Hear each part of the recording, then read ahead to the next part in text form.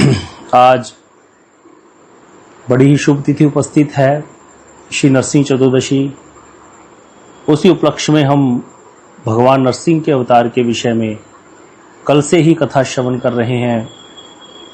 कथा जो है पहुंच गई थी किस प्रकार से भगवान के द्वारपाल जय और विजय जो हैं वो श्रापित हो गए। सनकादि ऋषि ने उनको श्राप दे दिया और 3 वर्ष जो है 3 बार तक श्राप की अवधि निश्चित की गई, इसीलिए 3 बार उनको धरती पर आना पड़ा, पृथ्वी लोक पर आना पड़ा। तो ये जो संवाद है ये कौन सुन रहा है और कौन सुना रहा है, कोई बता सकता है? ये जो संवाद है कौन सुना रहा है कथा और कौन सुन रहा है?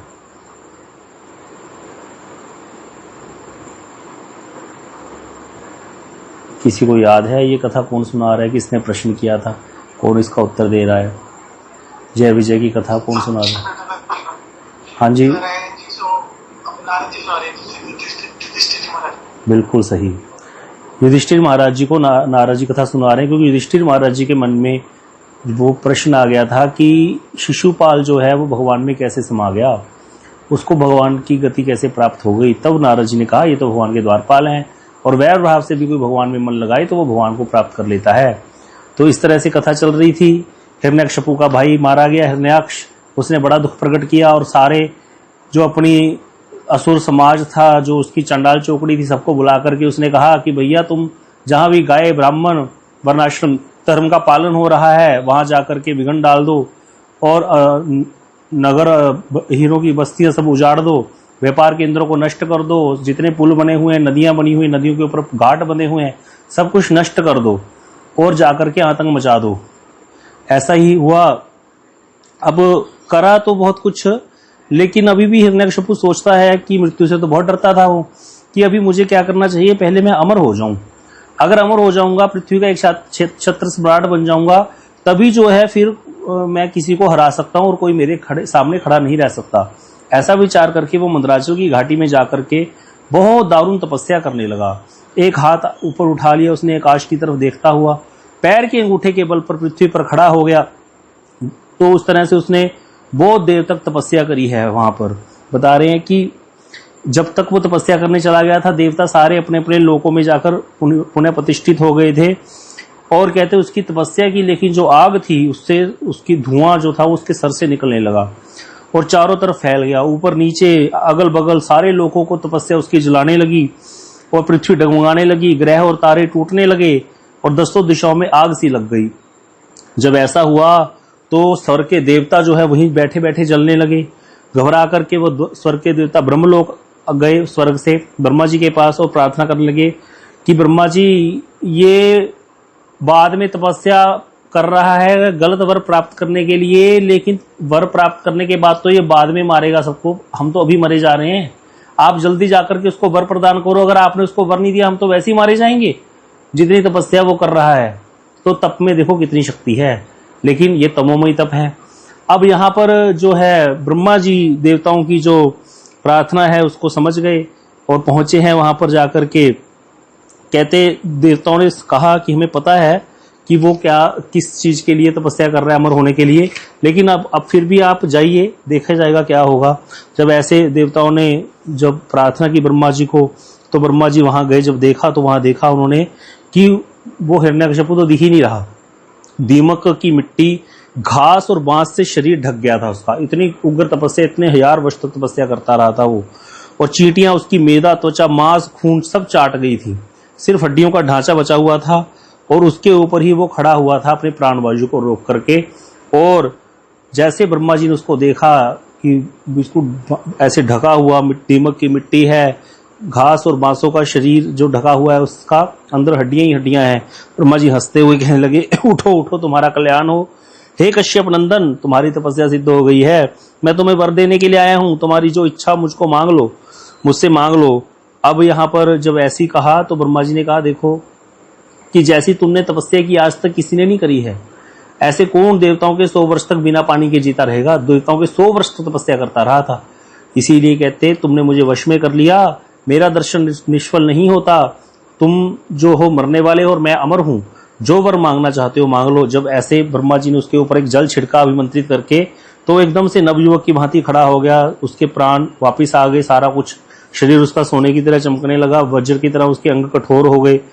और ब्रह्मा जी को सामने खड़ा देख करके उसको बड़ा ही प्रेम आ गया ब्रह्मा जी पर, और उसके नेत्रों से अश्रु आने लगे, क्योंकि अब उसको पता है ना मुझे अपना अभिष्ट वर मिलने वाला, इसीलिए वो रोने लग गया। इसी प्रकार ज्ञानी भी रोते हैं नाम जपते जपते। ज्ञानी जो मुक्ति चाहते हैं, ज्ञानी मुक्ति चाहते हुए क्यों रोते हैं, कोई बता सकता है? जब ज्ञानी मुक्ति की कामना कर रहे होते हैं, मुक्ति की कामना के बैठे वाला ज्ञानी नाम जप करते हुए रोता है, तो उसको रूप गोस्वामी जी ने भाव नहीं बोला, भाव आभास बोला है। तो फिर वो ज्ञानी को रोना क्यों आता है, कोई बता सकता है? रोना तो किसी को तभी आता है ना जब किसी को, जैसे एक माँ को अपने पुत्र को याद करके या उसको देख करके रोना आता है, एक पुत्र को अपनी माँ को देख करके रोना आता है, एक स्त्री को बहुत देर से दूर से पति गया हो वापस आ जाए उसको देख करके रोना आता है। ये ज्ञानियों को रोना क्यों आता है? वो तो मुक्ति चाहते हैं, भगवान से तो उनका प्रेम होता नहीं, तो फिर उनको रोना क्यों आता है? रोना तो प्रेम की वस्तु है, भाव की वस्तु है। कोई बता सकता है? हमारे आचार्यों ने इतना गूढ़ अध्ययन किया है, ऐसा सी बातें बताई है ना। रूप गोस्वामी पाद लिखते हैं भक्ति रसामृत सिंधु में कि ज्ञानी सोचता है बैठे बैठे नाम जपते हुए कि इतनी दुर्लभ मुक्ति जिसको पाने के लिए योगी इतना प्रयत्न करते हैं, और जो केवल ज्ञानी है जिसको प्राप्त भी नहीं कर पाते, मैं उस मुक्ति को इस नाम के आभास से अनायास ही प्राप्त कर लूंगा। इसीलिए वो ज्ञानी रोता है, उसका हृदय आर्द्र हो जाता है। वो भगवान को याद करके नहीं रो रहा, उसको ये लग रहा है कि इतनी दुर्लभ वस्तु को मैं ऐसे ही प्राप्त कर लूंगा। इसी प्रकार यहाँ पे हिरण्यकशिपु रो रहा है ब्रह्मा जी को देख करके। तो यहाँ पर बड़े सुंदर श्लोक बताए गए हैं कि नेत्रों से आनंद के आंसू उमड़ रहे थे, श्री पुलकित हो गया। किसका? हिरण्यकशिपु का। ये तो दैत्य है, दैत्यों के भी श्री पुलकित होते हैं। हाँ होते हैं, उसको पता है बढ़िया सबर ले लूंगा और आतंक मचा दूंगा, सबका जीना दुर्भर कर दूंगा। इसीलिए कहते वो रोने लग गया। और यहाँ पर बड़ी सुंदर स्तुति करी है ब्रह्मा जी की उसने। पूरी स्तुति करने के बाद ब्रह्मा जी से कहा कि अगर आप मुझे वर देना ही चाहते हैं तो मुझे ऐसा वर दीजिए कि आपके बनाए हुए किसी भी प्राणी से, ब्रह्मा जी की बनाई हुई सृष्टि है सारी, मैं किसी से भी ना मरूं, चाहे वो मनुष्य हो, चाहे पशु हो, चाहे प्राणी हो, अप्राणी हो, देवता हो, दैत्य हो, नाग आदि कोई भी हो, मेरी मृत्यु आपके बनाए हुए प्राणियों से ना हो। जितनी भी 84 लाख योनियां हैं आपके द्वारा बनाई हुई निर्मित, उनमें से किसी के द्वारा भी मेरी मृत्यु ना हो।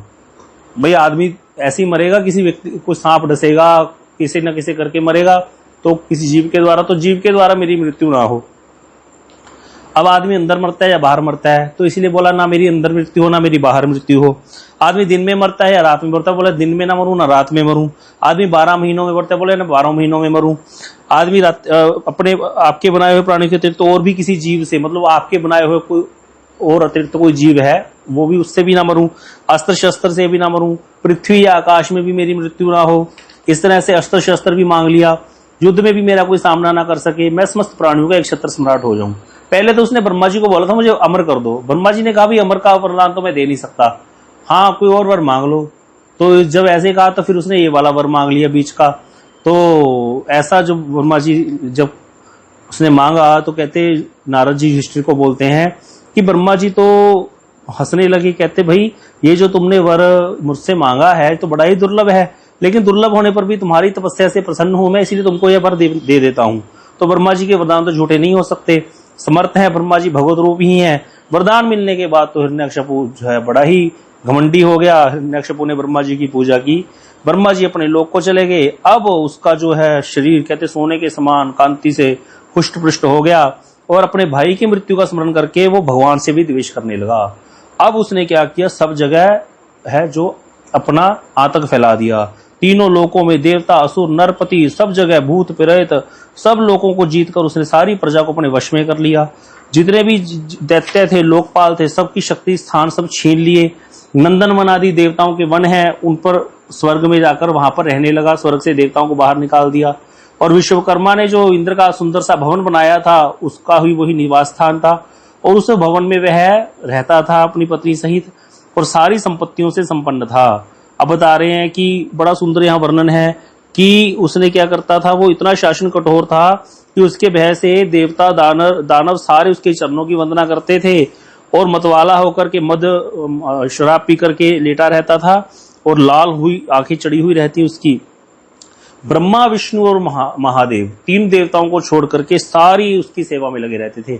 नारद जी कह रहे युधिष्ठिर मैं भी उसको प्रसन्न करने के लिए उसके दरबार में जाकर के 1 घंटा बीना बजाता था।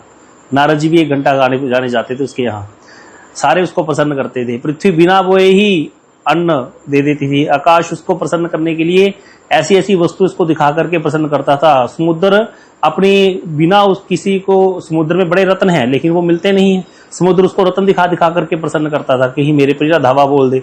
तो इसी प्रकार सारे जो है उसके अधीन हो गए थे। ऐसा जो है प्रचंड पराक्रमी बलवान जो है हिरण्यकशिपु था, इतना तेजस्वी कि वर्णाश्रम धर्म का जो पालन करने वाले पुरुष थे, जो बड़ी बड़ी दक्षिणा वाले यज्ञ करते थे, उनकी आहुति स्वयं छीन लेता। और 7 द्वीपों में उसका अखंड राज्य था। 7 कॉन्टिनेंट्स है पृथ्वी पर, सारे 7 के 7 कॉन्टिनेंट्स पर उसका राज्य था।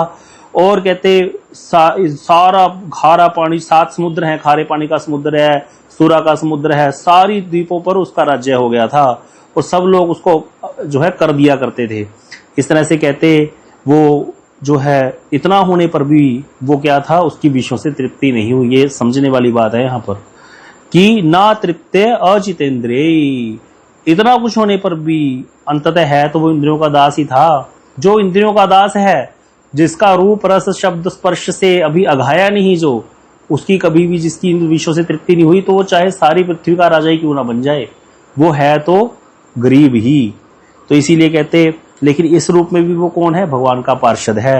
ये नारद जी कह रहे हैं युधिष्ठिर को, जिसको सनकादि ऋषियों ने श्राप दिया था। इसीलिए कहते अब जो है सारे लोकपाल घबरा गए, देवता घबरा गए, देवता पहुंचे हैं सारे भगवान के पास भगवान की शरण लेने। तो कहते वहां पर हृदय से देवताओं ने भगवान की आराधना करी। तो उस समय आकाश से आकाशवाणी हुई मेघ के समान गंभीर, सारी दिशाएं गूंज उठी। तो वहां जो वाणी हुई आकाशवाणी वो क्या थी, हे देवताओं डरो मत, तुम लोगों का कल्याण होगा, मेरे दर्शन से प्राणियों को परम कल्याण की प्राप्ति हो जाती है। भगवान की वाणी है। इस नीच दैत्य की दुष्टता का मुझे पहले से ही पता है, मैं इसको मिटा दूंगा, अभी कुछ ही दिनों तक और प्रतीक्षा करो। कोई भी प्राणी जब देवता, ब्राह्मण, गाय, साधु, धर्म और मुझसे द्वेष करने वाला हो जाता है तो शीघ्र ही उसका विनाश हो जाता है। इसीलिए हम लोग कई बार डर जाते हैं, भाई वैष्णव लोग होते हैं ना, वो बहुत जल्दी डर जाते हैं कि यवन है, मुसलमान लोग इतने अत्याचार करते हैं, मंदिर तोड़ रहे हैं, कोई कुछ नहीं फर्क पड़ता। ये भागवत की वाणी है। देखो, जब कोई व्यक्ति वेद, गाय, ब्राह्मण, साधु, धर्म और भगवान से द्वेष करता है तो उसका अपने आप ही नाश हो जाता है, उसको मारने की जरूरत नहीं पड़ती, वो मरा हुआ ही है, वो अपने आप ही नाश हो जाएगा। जिन लोगों ने भी अत्याचार किए, यहाँ पर राम मंदिर तोड़ा, सब मंदिरों को तोड़ा गया, जिन लोगों ने, आज उनका नाम लेने वाला नहीं है कोई। और भगवान का नाम तो अमर है, अब तब भी ले रहे थे भगवान, अब भी ले रहे हैं लोग, आज दोबारा राम मंदिर बन के खड़ा हो गया है। तो इसीलिए जो भी गलत करता है उसका फल उसको अपने आप ही प्राप्त हो जाता है। इस तरह से भगवान ने कहा कि जब ये अपने वैरहीन शांत महात्मा पुत्र प्रहलाद से द्वेष करेगा, उसका द्रोह करेगा, उसका अनिष्ट करना चाहेगा, तब कहते वर के कारण भी शक्ति संपन्न होने पर भी कितना शक्ति संपन्न है कि आकाश उसको वस्तुएं दिखा करके उसका मनोरंजन करता है, पृथ्वी बिना बोए ही अन्न उगा देती है, समुद्र उसको रत्न पेश करता है, नारद जी उसके दरबार में जाकर के वीणा सुनाते हैं। एक बार मद के अंत में अंधा होकर के विष्णु लोक पर आक्रमण कर दिया इसने। भगवान विष्णु ने सोचा कि भाई अब तो इसको क्या है, वर प्राप्त हुआ है, अब तो ऐसे मरेगा नहीं ये, इसीलिए मैं जाके कहीं छुपता हूं। तो भगवान कहते मैं कहाँ छुपूं, कहते ये अपने अंदर नहीं झांकता, इसीलिए मैं इसके हृदय में छुप जाता हूं। तो भगवान इसको हृदय में छुप गए थे जाकर के, ऐसा भी वर्णन आता है भागवत जी में एक जगह। तो इसीलिए ऐसा दुष्ट, ऐसा पराक्रमी था। लेकिन कहते जब अपने पुत्र प्रहलाद का द्रोह करेगा, 5 वर्ष की है प्रहलाद जी महाराज, मारा जाएगा। 100 वर्ष तक जिसने तपस्या करके इतने वर प्राप्त किए हैं, 100 मिनट नहीं लगेंगे मरने से, 100 सेकंड में मारा जाएगा हिरण्यकशिपु नरसिंह भगवान के द्वारा। ऐसा होता है। और प्रहलाद जी ने क्या किया, मात्र भगवान की शरणागति प्राप्त कर ली और 36,000 वर्ष तक देवताओं के राज्य का भोग किया। और राज्य भोग करने के बाद भी उस उत्तम नरसिंह लोक को प्राप्त किया जहां पर प्रहलाद जी हर समय नरसिंह भगवान की सेवा करते हैं। तो कितनी सुंदर गति है भगवान की शरणागति वाले को। क्या ही हानि है, कहीं पर भी हानि नहीं है। तो इसीलिए कहते हैं भाई भगवान की शरणागति ग्रहण करो, भगवान का भजन करो, इसी में लाभ है। अब यहाँ पर एक बात और समझने वाली है, भगवान ने साफ बोल दी जो कि जबकि ये गाय का जो है द्वेष कर रहा है, गाय ब्राह्मण साधु धर्म का नाश कर रहा है और मुझसे भी द्वेष करने वाला है, तत्पर भी अभी भी इसके नाश होने में समय है। लेकिन कब इसका नाश एकदम से हो जाएगा, जब ये अपने पुत्र प्रहलाद एक भक्त का अपराध करेगा, तो भक्त अपराध इतना भयंकर होता है।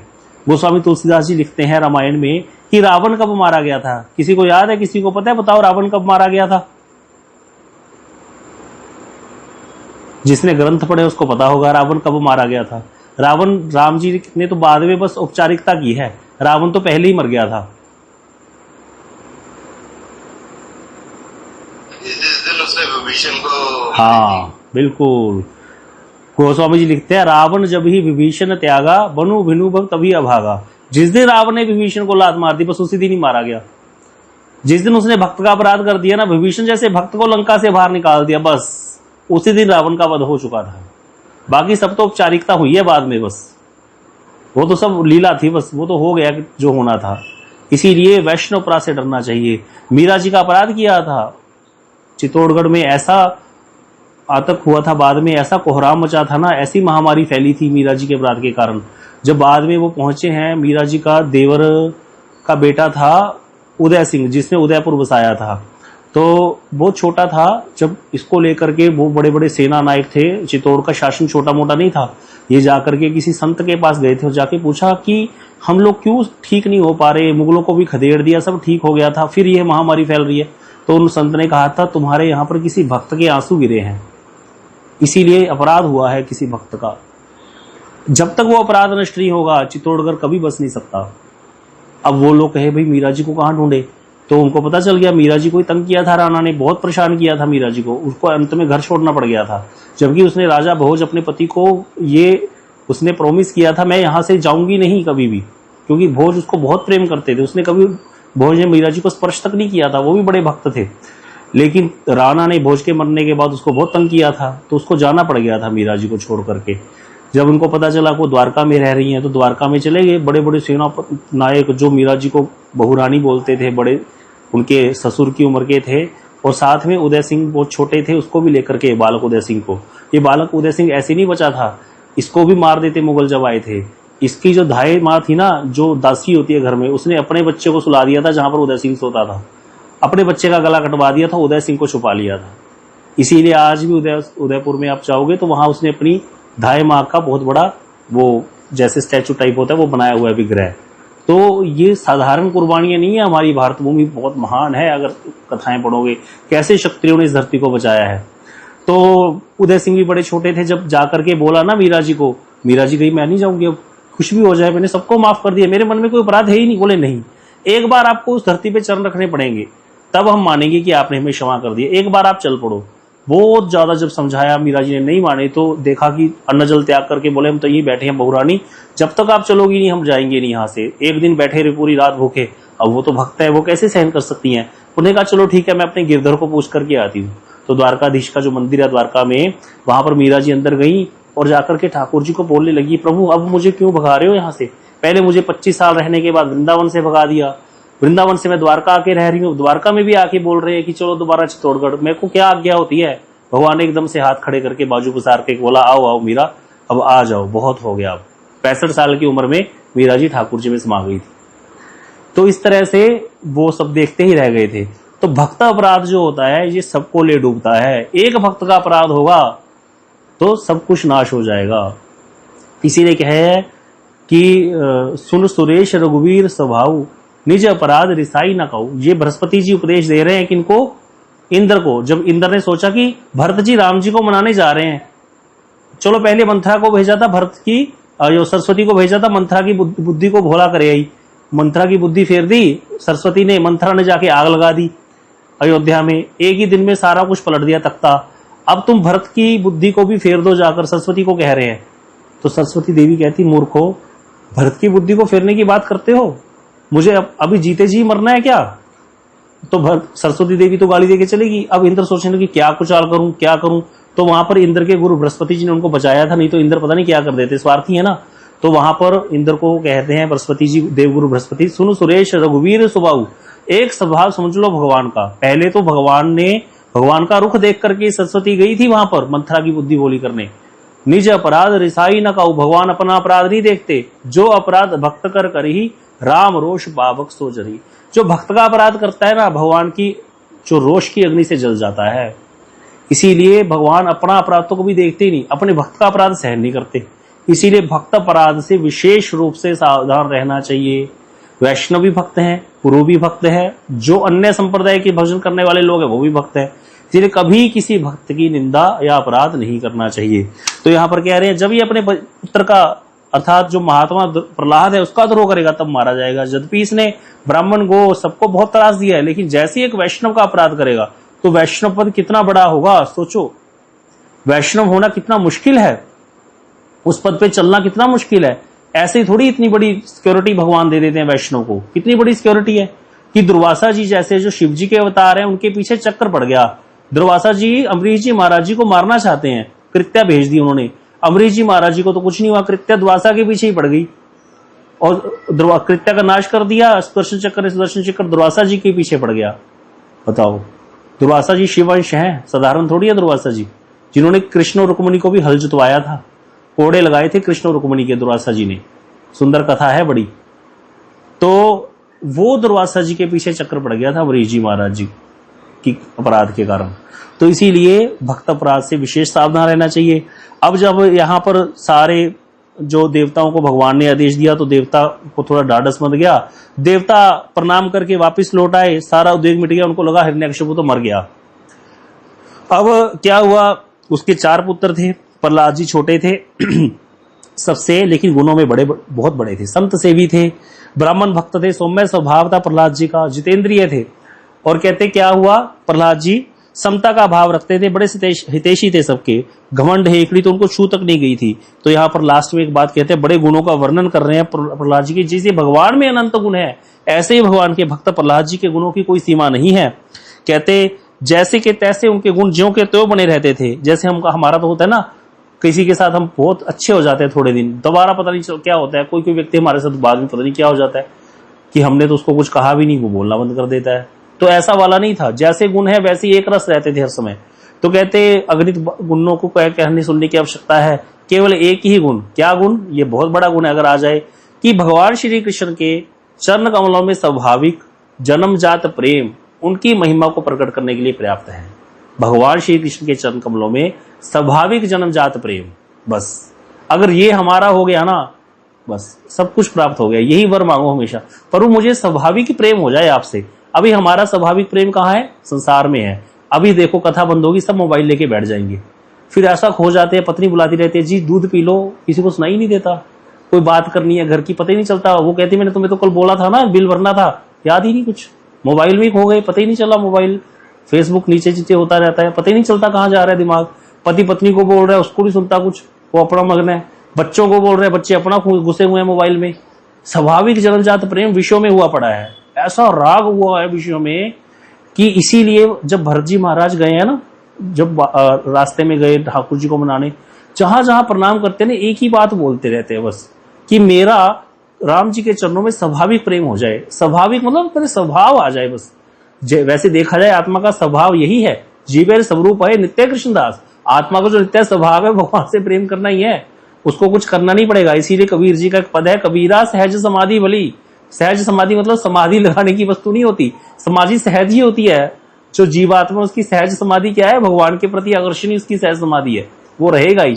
लेकिन अभी हम लोगों ने माया को चुन रखा है, माया को सब कुछ मान रखा है, इसीलिए कभी माया को छोड़ने ही नहीं चाहते, कभी छोड़ना नहीं चाहते, किसी भी परिस्थिति में माया का त्याग नहीं करना चाहते। तो जैसे हमारा स्वाभाविक प्रेम विषयों में है, ऐसा ही प्रहलाद जी का स्वाभाविक प्रेम भगवान में था।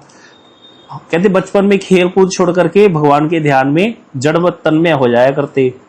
और कैसे भगवान के अनुग्रह रूप ग्रह ने उनको खींच लिया था अपनी तरफ कि कुछ भी जगत की सुध बुध ना रहती। उनको लगता कभी कभी जैसे भगवान ने मुझे अपनी गोदी में बिठा लिया, मुझे आलिंगन कर रहे हैं। सोते बैठते खाते पीते चलते फिरते बातचीत करते सारी बातों का ध्यान जैसे भूल ही जाता, उनको कुछ पता ही ना चलता। जैसे हम लोगों को मोबाइल जब हाथ में होता है तो कुछ पता ही नहीं चलता कि क्या हो गया क्या नहीं हो गया। कभी कभी कहते उनको लगता कि भगवान मुझे छोड़ करके चले गए, और कहते उस भावना से उनका हृदय इतना डूब जाता कि जोर जोर से रोने लगते। जैसे हमारा मोबाइल थोड़ी देर हमें ना मिले तो हम सोचने लग जाते कहाँ रह गया, कहाँ छोड़े आए, हाय कहाँ रह गया होगा, मेरे बिना कितना बेचैन होगा वो।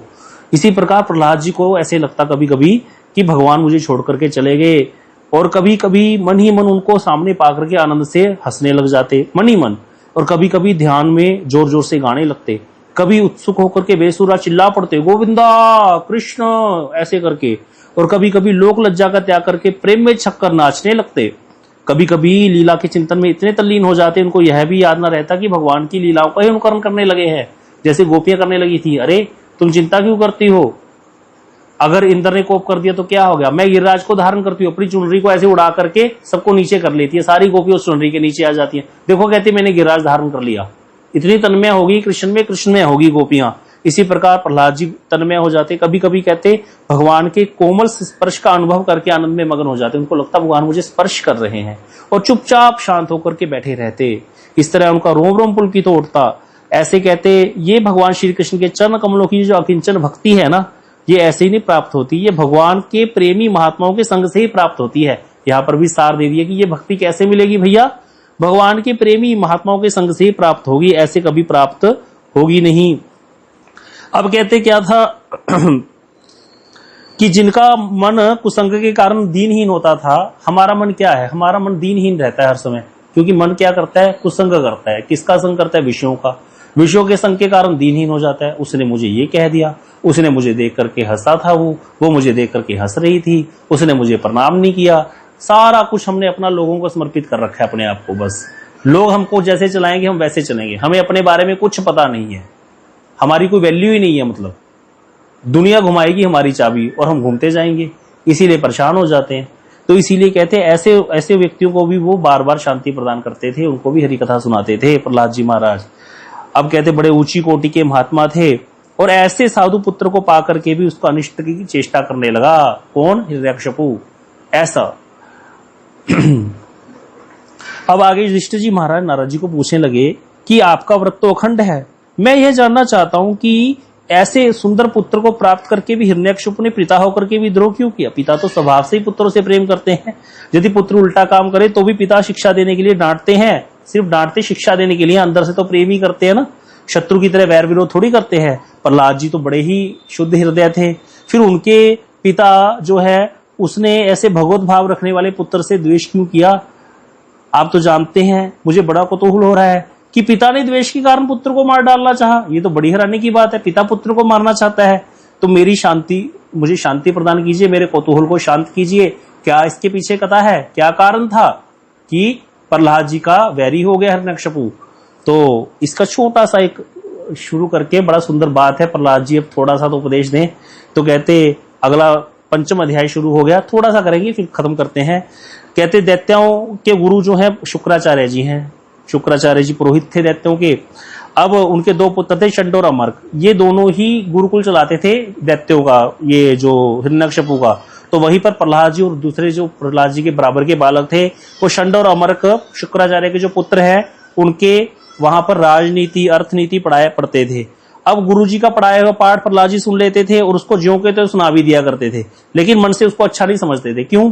क्योंकि उसमें उसका मूल आधार था अपने पराये का झूठा आग्रह, कैसे दूसरों पर राज करना है, कैसे दूसरे की वस्तु को छीनना है। तो प्रहलाद जी बाहर बाहर के मन से सुन लेते थे, गुरुजी को ऐसी एज इट इज याद करके, जो अनेक प्रकार की नीति होती है ना, साम दाम दंड भेद, अनेक प्रकार की नीतियां हैं शास्त्रों में, तो उन नीतियों को सीख लेते थे बस, शुक्राचार्य नीति। तो एक दिन हिरण्यकशिपु ने अपने पुत्र प्रहलाद जी को बड़े प्रेम से गोद में लेकर के पूछा, बेटा बताओ तो सही, तुम्हें कौन सी बात अच्छी लगती है। अब पड़ गया पंगा, अब प्रहलाद जी सुनाएंगे, अच्छे से उपदेश देना शुरू कर देंगे। वैष्णव से पंगा ले लिया, इसीलिए कभी गलती मत करना, ट्रेन में जाते हो को वैष्णव माला कर रहा हो, गलती से भी मत बुला लेना, ऐसा तुम्हारे पीछे पड़ेगा ना, छोड़ेगा नहीं। फिर परेशान हो जाओगे, बाद में कहोगे हमें जीने नहीं देते, सुबह भी उठा देते हैं शाम को भी, और पता चलेगा सारा सिस्टम खराब करके रख देंगे। प्रहलाद जी को उसने पूछ लिया कि तुम्हें क्या चीज अच्छी लगती है बताओ, पंगा लेके बैठ गया। प्रहलाद जी देखो पहला श्लोक क्या बोलते, प्रहलाद जी कहते पिताजी संसार के प्राणी मैं और मेरे के झूठे आग्रह में पड़कर सदा ही अत्यंत उद्विग्न रहते हैं। ऐसे प्राणियों को मैं ठीक यह समझता हूँ कि वो अपने अधः पतन का मूल कारण ये अंधेरा कुएं के समान घर को छोड़ करके वन में चले जाएं और भगवान श्री हरि की शरण ग्रहण करें। बोलो जय राधे राधे। सीधा ही प्रहलाद जी वन जाने का उपदेश दे दिया पिताजी को, बोले वन में चले जाओ, कुछ नहीं पढ़ाया आपने। कहते नारद जी कहते प्रहलाद जी के मुंह से ऐसे शत्रु के पक्ष की बातें सुन करके हिरण्यकशिपु तो ठठा करके हंस पड़ा, उसको गुस्सा नहीं आया, बहुत हंसा। कहता जैसे दैत्य हंसते ना ऊंची ऊंची, हो ऐसे करके हंसने लगा। अब कहता दूसरों के बहकाने से बच्चे की बुद्धि बहक जाया करती है। जान पड़ता है गुरुजी के घर में विष्णु के पक्षपाती कुछ ब्राह्मण वेश बदल के रहते हैं। अरे बालकों की भली भांति देख रेख की जाए, कोई उनकी बुद्धि को बहकाने ना पाए। अब दैत्यों ने प्रहलाद जी को गुरुजी के पास पहुंचा दिया। अब पुरोहित जो है षंड और मक उसको पुचकार करके प्यार कर करके फुसला करके पूछने लगे, प्रहलाद तुम्हारा कल्याण हो बेटा, ठीक ठीक बतलाओ, झूठ मत बोलना, ये तुम्हारी बुद्धि उल्टी कैसे हो गई? हमने तो तुम्हें नहीं ऐसे कभी ऐसा पाठ पढ़ाया भाई, कैसी बातें करते हो, जंगल में चला जाना चाहिए व्यक्ति को मेरे तेरे का आग्रह छोड़ करके, ये किसने सिखाया तुम्हें? हमने तो कभी नहीं पाठ पढ़ाया ऐसा। और विष्णु की शरण ग्रहण करनी चाहिए, ये कहां से सीख लिया तुमने?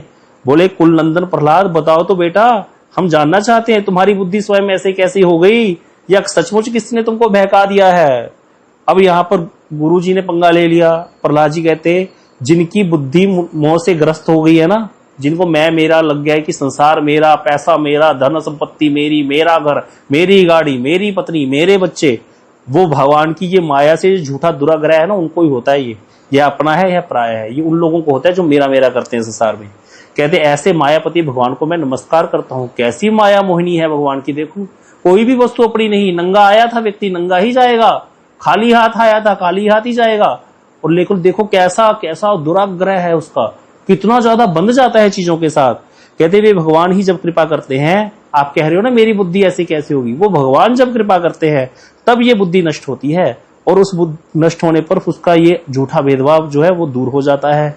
और कहते आपने पूछा मेरी बुद्धि ऐसे कैसे हो गई, तो गुरुजी जैसे चुंबक ना लोहे के पास खींची चली जाती है, इसी प्रकार भगवान की इच्छा से, स्वच्छंद इच्छा से मेरा चित्त संसार से अलग होकर के बरबस उनकी ओर खींचा चला जाता है। इसीलिए गुरुजी कहते हैं, प्रभु जी कहते हैं, बाबा महाराज कहते हैं, सब संत कहते हैं भैया सुकृतियां अर्जित करो, इतनी सुकृतियां अर्जित करो, इतनी सुकृतियां अर्जित करो, अगले जन्म में बस जब बाहर निकलो ना माता के गर्भ से, निकलते ही माला पकड़ लो।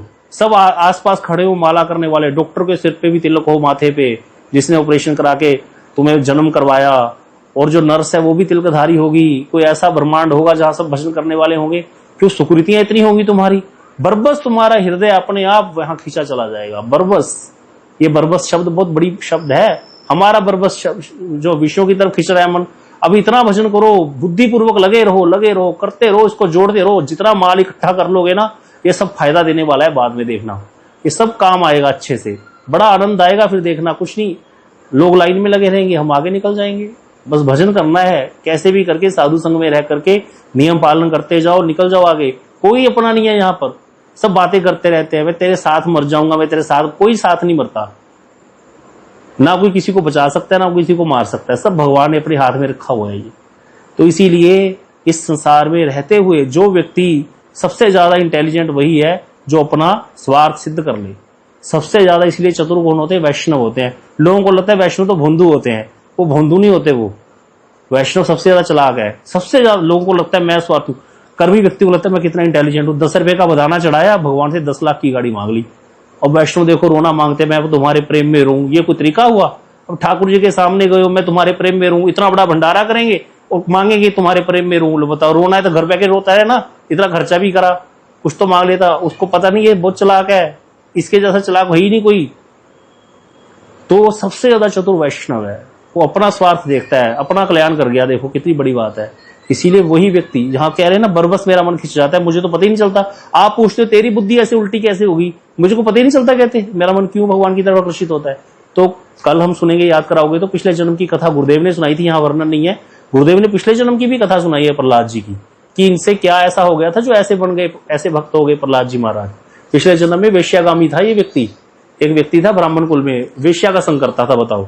लेकिन एक इससे काम हो गया था अच्छा, नरसिंह चतुर्दशी का दिन था, व्रत हो गया था गलती से, लड़ाई होगी घर में जैसे हमारी हो जाता है, मैं भी रोटी नहीं खाऊंगा, वो कहती तुम क्या खाओगे, नहीं मैं बनाऊंगी नहीं, तुम खाओगे कहां से।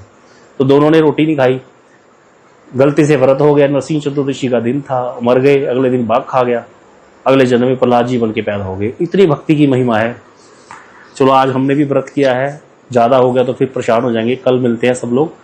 वांछाकल्पतरुभ्यश्च कृपा सिंधुभ्यश्च पतितानां पावनेभ्यो वैष्णवेभ्यो नमो नमः।